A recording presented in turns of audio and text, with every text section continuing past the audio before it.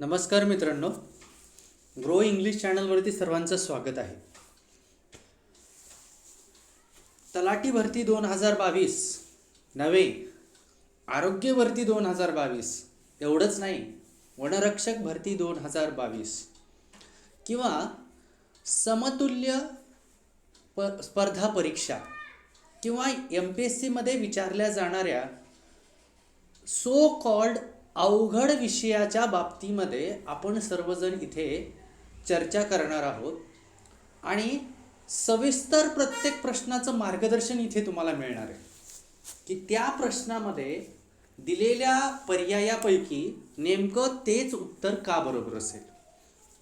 या चॅनलच्या माध्यमातून इंग्रजीच्या प्रश्नासंदर्भात तुमचा योग्य तो सराव होईल आणि येणारे प्रश्न म्हणजे तलाठी भरतीमध्ये साधारणतः 25 प्रश्न हे इंग्रजीवरती आधारित असतात आणि त्यामध्येच जो कोणी बाजी मारतो तोच नक्की तलाठी होण्यासाठी पात्र ठरू शकतो. बाकी अंकगणित असेल, मराठी असेल, सामान्य ज्ञान असेल, हे विषय सर्वजण कव्हर करू शकतात. मात्र एकमेव अवघड असा वाटणारा जो विषय आहे तो म्हणजे इंग्लिश.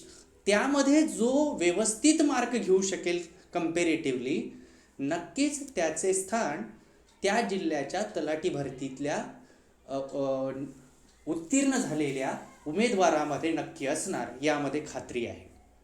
म्हणून नेहमी होत असलेला सराव हा त्या पाठीमागे असलेलं एक कानमंत्र आहे. 30 मिनिटाच्या या व्हिडिओमध्ये आपण शिकणार आहोत की प्रत्येक प्रश्नापाठीमागे आपण कसं पाहिलं पाहिजे आणि त्याची काठिण्य पातळी कशी आहे, त्या पद्धतीने आपल्याला कशा पद्धतीने तो प्रश्न पाहायचा आहे. तर पाहूया, आजची जी प्रश्नपत्रिका आहे ती बुलढाणा जिल्ह्यासाठी विचारल्या गेलेल्या प्रश्नपत्रिकेचा नमुना आहे. हे सर्व प्रश्न यापूर्वीच्या बुलढाणा जिल्ह्यातल्या तलाठी परीक्षेमध्ये विचारले गेलेले आहेत. यानंतरही कदाचित असेच प्रश्न इतर जिल्ह्यासाठी विचारले जाऊ शकतात. त्यामुळे सर्वांनी प्रत्येक प्रश्न कशा पद्धतीचा आहे हे लक्षात घेऊन त्यानुसार तयारी करणं अपेक्षित आहे. आज आपण पाहत आहात, तुम्ही ग्रो इंग्लिश चॅनलवरती सर्वजण पाहत आहात. नवीन असाल तर चॅनल सबस्क्राईब करा. त्याबरोबरीने जर बेल आयकॉन दाबलं नसेल तर बेल आयकॉन दाबा, जेणेकरून तुम्हाला वेळोवेळी आमचे नोटिफिकेशन्स आणि येणारे व्हिडिओज लागलीच समजू शकतील. त्याबरोबरीने तुम्हाला जर हा व्हिडिओ आवडला तर नक्की लाईक करा, इतरांना शेअर करा. काही प्रश्न असतील, काही त्रुटी असतील तर नक्कीच आपल्या कमेंट्सद्वारे त्या तुम्ही आम्हाला कळवा. आजचा जो पहिला प्रश्न आहे तो आपण आज पाहूया. आपला पहिला प्रश्न आहे, choose the grammatically wrong sentence. मित्रांनो, सगळ्यात लक्षात घ्या, इथे रॉंग सेंटेन्स विचारले. Choose the grammatically wrong sentence. आपल्याला काय करायचं आहे, इथं रॉंग सेंटेन्स निवडायचं आहे आणि आपल्याला चुकीचं सेंटेन्स यामधून निवडत असताना लक्षात हे घ्यायचं आहे की कुठल्या पद्धतीचं सेंटेन्स या ठिकाणी येणार आहे. ओके, आणि या पद्धतीचं सेंटेन्स आपल्याला यातून निवडायचं आहे. पहिलं सेंटेन्स पाहूया, it all ended as we expected. बघा, लक्षात घ्या, वाक्याचा कर्ता योग्य आहे, वाक्याचं क्रियापद योग्य आहे, वाक्यात विचारलेल्या इतर बाबीसुद्धा व्यवस्थितरित्या मांडलेल्या आहेत. मग हे सेंटेन्स त्या ठिकाणी बरोबर होऊ शकतं का? तर बरोबर आहे. He is searching for his pen. It is also a continuous present continuous tense, so it is also a correct sentence. Do you believe in God. Do you believe सेंटेन्सरित्या व्यवस्थित विचारलेलं सेंटेन्स आहे आणि इंटरोगेटिव्ह सेंटेन्स आहे आणि योग्यरित्या त्याचं फॉर्मेशनसुद्धा दिलं आहे. पुढचं डी स्टेटमेंट पाहूया, the Taj had never seen by us.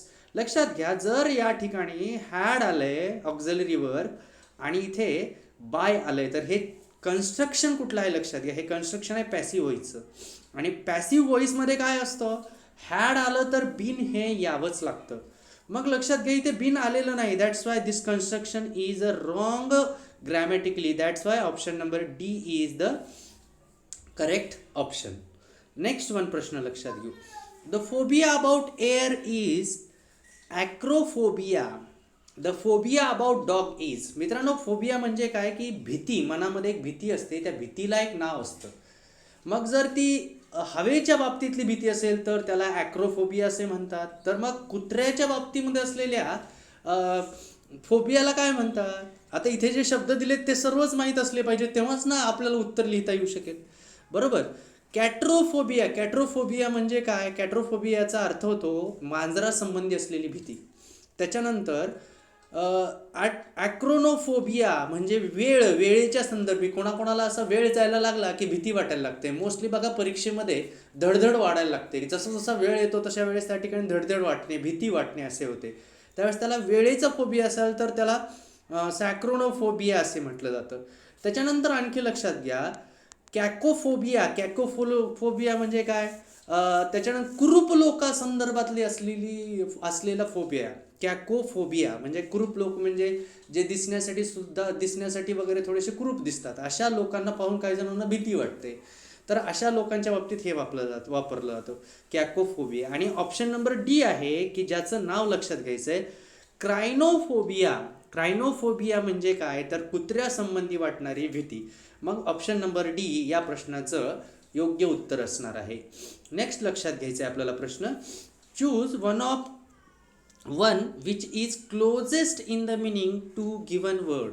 Gambit शब्दाचा अर्थ आहे, गॅम्बिट शब्द लक्षात घ्यायचा आहे आणि गॅम्बिट शब्दाचा आपल्याला अर्थ समजून घ्यायचा आहे. गॅम्बिट म्हणजे काय की एखादी गोष्ट व्यवस्थितरित्या शोधणे, तर त्याला त्या ठिकाणी गॅम्बिट असं म्हटलं आहे. किंवा आपण इथं असं लक्षात घेऊया, गॅम्बिट म्हणजे एखाद्या क्लुप्तीनुसार शोधणे, ट्रिकनुसार शोधणे. आणि इथे ट्रिक हा शब्दसुद्धा वापरण्यात आलेला आहे. बाकीचे शब्द अपील असेल, एक्सप्रेशन असेल, एक्सप्लेनेशन असेल, they are not relevant with that word.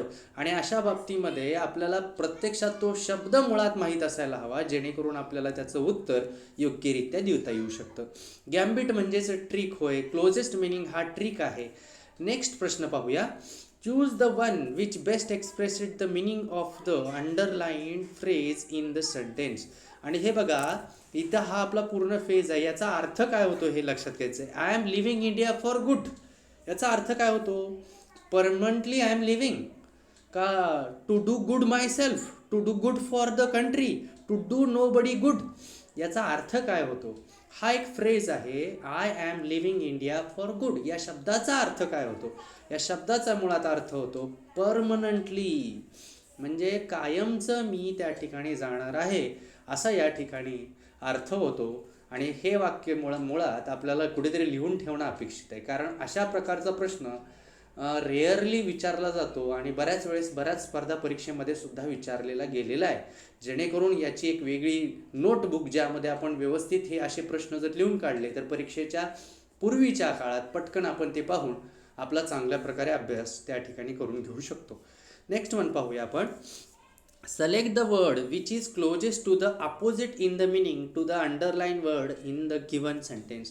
Opposite word शोधायचं आहे मित्रांनो, आपल्याला अपोजिट वर्ड शोधायचं आहे. I was shock to hear scurrilous talks of numbers to the board. या शब्दाचा अर्थ काय होतो? स्क्रूलियस म्हणजे काय?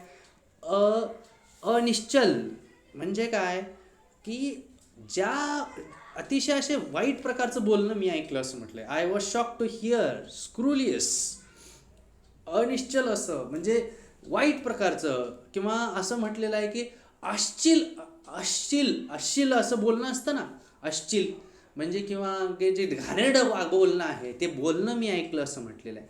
आणि याच्या अपोजिट शब्द शोधायचा आहे. घाणेरडेच्या विरुद्ध काय असेल? नीटनेटकं, व्यवस्थित बोलणं. व्यवस्थित याला शब्द काय आहे? डिसेंट शब्द आहे. डिसेंट म्हणून ऑप्शन नंबर त्या ठिकाणी ये असणार आहे. रिलेव्हंट म्हणजे बरोबरीचा, ॲक्युरेट म्हणजे बरोबर, युजफुल म्हणजे काय? वापराचा. परंतु डिसेंट म्हणजे काय? योग्य असे बोलणे. म्हणून डिसेंट हा ऑप्शन या ठिकाणी योग्य असणार आहे. नेक्स्ट वन लक्षात घेऊया. नेक्स्ट प्रश्न आपण पाहूया, choose the most correct alternative showing indirect narration of the given indirect speech. आता इथे आपल्याला इनडायरेक्ट नरेशन लक्षात घ्यायचं आहे आणि कोणतं नरेशन योग्य आहे ते पाहायचं आहे.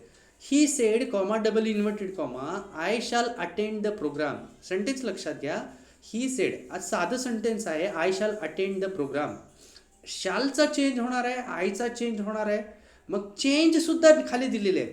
He said that he should attend the programme. आणि दुसरं वाक्य आहे, he said that he would attend the programme.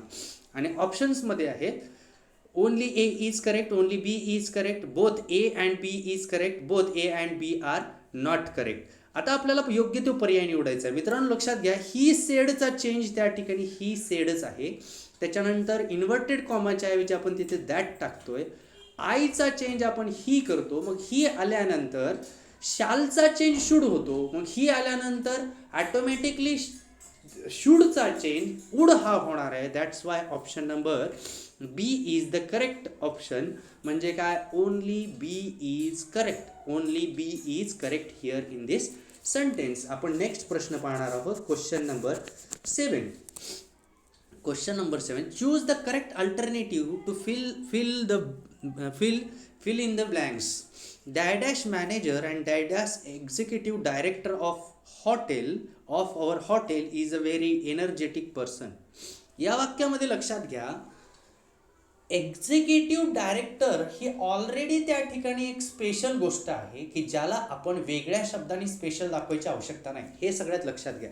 Executive director हा एक कुठल्याही कंपनीतील, कुठल्याही हॉटेलमधील किंवा कुठल्याही संस्थेमधील हा विशेष असलेलाच भाग आहे. त्याच्यामुळे तिथे वेगळ्या अशा शब्दांनी दाखवायची गरज नाही. म्हणून पहिल्या वेळेस द, दुसऱ्या वेळेस द येण्याचा प्रश्नच नाही. ए आणि ॲन हे एक गोष्ट दाखवण्यासाठी येतात, म्हणजे एक बाब दाखवण्यासाठी आर्टिकल एमध्ये येतात, म्हणून तेही येणार नाही. द आणि ॲन, इथे सुद्धा बघा ॲन आलाय म्हणून हा पण ऑप्शन असू शकणार नाही. मग उरतं काय, द अँड नो आर्टिकल. मग हे ऑप्शन नंबर डी हे कसं करेक्ट होणार आहे आपण एकदा लक्षात घेऊ.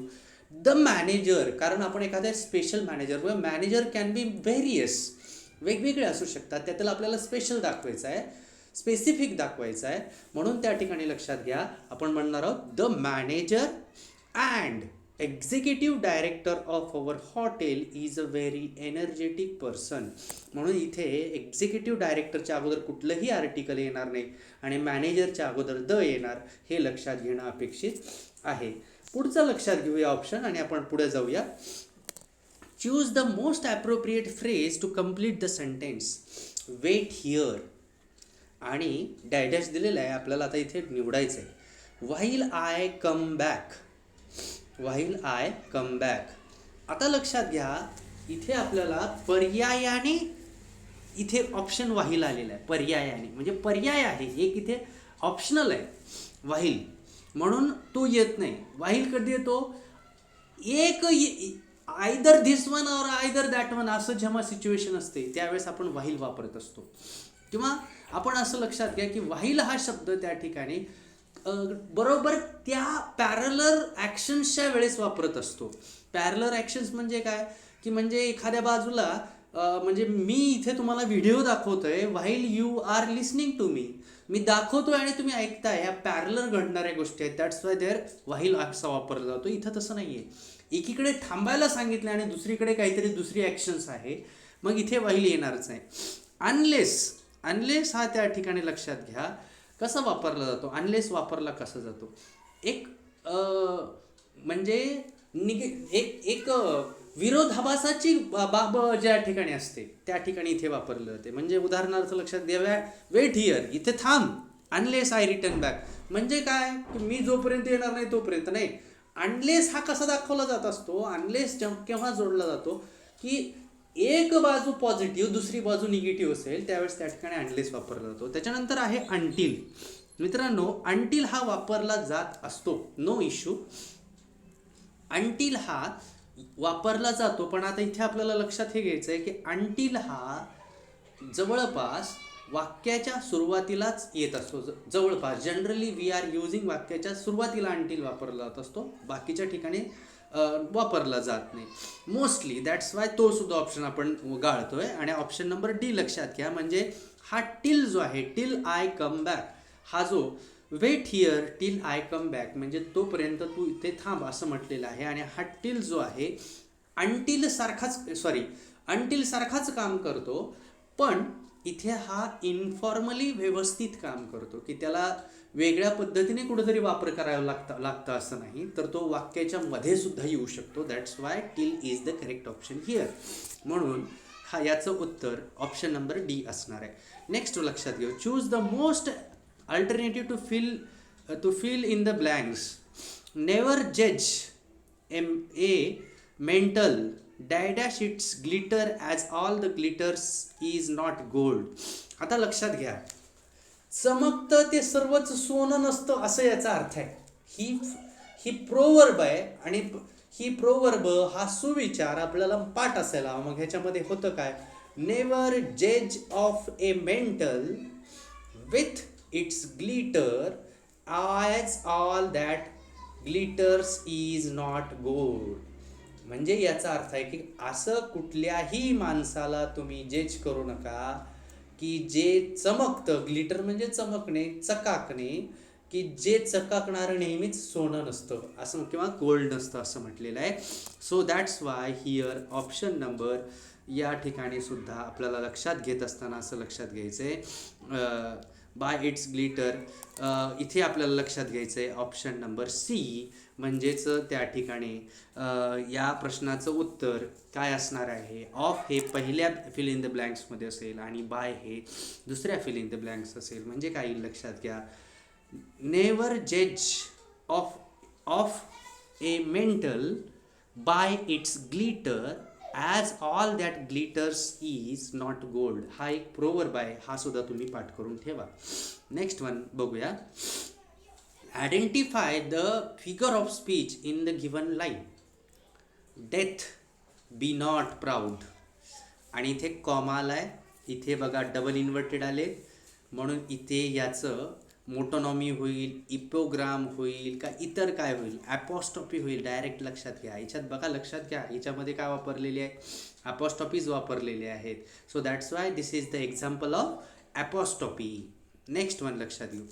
Read the given two sentences number first and the second and choose the most appropriate alternative. We have been pals of for years. And the second sentence, a pall of smoke hung over the town. आता या वाक्याच्या बाबतीमध्ये आपल्याला लक्षात हे घ्यायचं आहे आणि आपल्याला समजून घ्यायचं आहे की या ठिकाणी काय असणार आहे आणि कोणत्या पद्धतीने. पहिल्या पालचा अर्थ PALS याचा अर्थ होतो मित्र, आणि दुसऱ्या पालचा अर्थ PALL याचा अर्थ होतो आवरण किंवा एखाद्यावरून घातलेलं पांघरून असं आपण म्हणूया. आणि आता लक्षात घ्या, म्हणून दोन्हीही वाक्यामध्ये त्याचा वापर. We have been pals for years, हेही वाक्य करेक्ट आहे. A pal of smoke hung over the town, हेही वाक्य करेक्ट आहे. म्हणून option number C, both first and second are the correct sentence. लक्षात घ्या. त्याच्यानंतर पुढच्या वाक्याकडे जाऊया आपण. Choose the most suitable one word for the given expression. O poem written on the death of someone loved and lost. आपल्याला इथे लक्षात घ्यायचं, हे पहा इथून एवढा भाग समजून घ्यायचा आहे की अशी पोयम की ज्याच्यावरती, म्हणजे काय, poem written on the death of someone loved and lost, म्हणजे एखाद्यावरती प्रेम करतो आणि त्याला आपण गमवतो, तर अशावरती जी कविता लिहिली जाते त्याला काय म्हटलं जातं हे इथे विचारलंय. आता इथे काय अर्थ होतो लक्षात घ्या. ए ऑप्शनचा अर्थ होतो मेडियन म्हणजे काय, अविवाहित. पण म्हणजे काय, श्लेष अलंकाराची कविता. त्याच्यानंतर त्या ठिकाणी इलिजी म्हणजे काय, इलिजी म्हणजे शोकदर्शक कविता, शोकदर्शक. आणि सॉनेट म्हणजे काय, 14 ओळींची चरणांची जी कविता असते त्याला सॅनेट्स असे म्हटलं जातं. मग इथे शोक आहे ना, एखाद्याच वरती प्रेम करतो आणि त्याला आपण गमवतो, तर तो शोक आहे. दॅट्स वाय इलिजी हा त्यातला करेक्ट ऑप्शन आहे. ऑप्शन नंबर सी हा भाग सुद्धा पोएट्री संदर्भातला आहे आणि हा सुद्धा तुम्हाला लक्षात विशेष करून ठेवावा लागणार आहे. नेक्स्ट वन लक्षात घेऊ. Choose the most effective word to fill in the blanks to make the sentence meaningful, complete. The result does not dash my original conception of the matter. त्याच्यामध्ये accords with येणार नाही, yes लागायचा क्रियापदाला प्रश्नच नाही, ते does not इथे लागणारच नाही. त्याच्यानंतर दुसरं ऑप्शन आहे करस्पॉन्ड विथ. हो बरोबर. The result does not correspond with my original conception of a matter. Option number B correct आहे. रिकन्साईल होणार नाही, रिकन्साईल टू होणार नाही, कारण इथे ओरिजिनल कन्सेप्शन बरोबर तो जुळणार आहे असं म्हटलेलं आहे. मग वाक्याशी मिळता जुळता अर्थ फक्त ऑप्शन नंबर बी होतो, म्हणून त्या ठिकाणी option number B is the correct option. Next one प्रश्न पाहू. Find out the correctly spelled word, आणि शब्द आहे कमिशन, COMMISSION. ऑप्शन नंबर त्या ठिकाणी डी हा असणे अपेक्षित आहे. COMMISSION हा करेक्ट ऑप्शन आहे शब्दाच्या बाबतीमधला. नेक्स्ट वन लक्षात घेऊ. Choose the one which best expresses the meaning of the given item. Spink and span याचा शब्दाचा अर्थ, स्पिंक अँड स्पॅन अशा शब्दांना तुम्हाला विशेष करून पाठ करायला लागेल. याचा अर्थ काय होतो? स्पिंक अँड पॅन याचा अर्थ होतो नीट अँड क्लीन, म्हणून option number A is the correct option. नंतर पुढचा ऑप्शन आहे choose the most correct alternative which can be substituted for underline part two make the sentence grammatically correct. On hearing a loud noise, he stopped and dashed down from his bicycle. आपल्याला इथे बघा got down from याच्यासाठी शब्द शोधायचा आहे. Got down from, आता लक्षात घ्या, गॉट डाऊन फ्रॉमचं गॉट फ्रॉम होईल का? नाही. गॉट डाऊन नुसतं होईल का? नाही. गॉट डाऊन फ्रॉम म्हणजे च्यापासून असं आपल्याला हे करायचं आहे. मग इथे आपल्याला ऑप्शन नंबर सी हा करेक्ट ऑप्शन आहे. गॉट ऑफ, डाऊन फ्रॉम म्हणजे काय? च्यापासून वेगळा. Okay, so that's why got off असा त्या ठिकाणी अर्थ होईल. That's why option number C is the correct option. मित्रांनो, आजची प्रश्नपत्रिका तुम्हाला कशी वाटली? या प्रश्नपत्रिकेतून अवघड असलेल्या प्रश्नाचं नक्कीच तुम्हाला काही मार्गदर्शन मिळालं का? या संदर्भात तुमच्या काही प्रश्न असतील तर नक्कीच तुम्ही ते आम्हाला कमेंट बॉक्समध्ये कळवा. तुम्हाला हा व्हिडिओ आवडला तर नक्कीच लाईक करा. नवीन असाल तर हे चॅनल सबस्क्राईब करा, इतरांबरोबर शेअर करा. जर तुम्हाला असे सर्व अपडेट दररोजच्या व्हिडिओचे मिळावे असे वाटत असतील तर नक्कीच त्याला तुम्ही बेल आयकॉन दाबून ठेवा, जेणेकरून दररोजचे नेहमीचे आमचे इंग्रजी संदर्भातले व्हिडिओज आपल्याला मिळत जातील व आपले स्पर्धा परीक्षेतील यशाचे स्थान हे नक्कीच पक्के होईल. धन्यवाद. तुमच्या भावी आयुष्यासाठी सर्वांना मनपूर्वक शुभेच्छा. याचा तुम्ही नक्कीच फायदा करून घ्याल अशी अपेक्षा आहे. थँक्यू.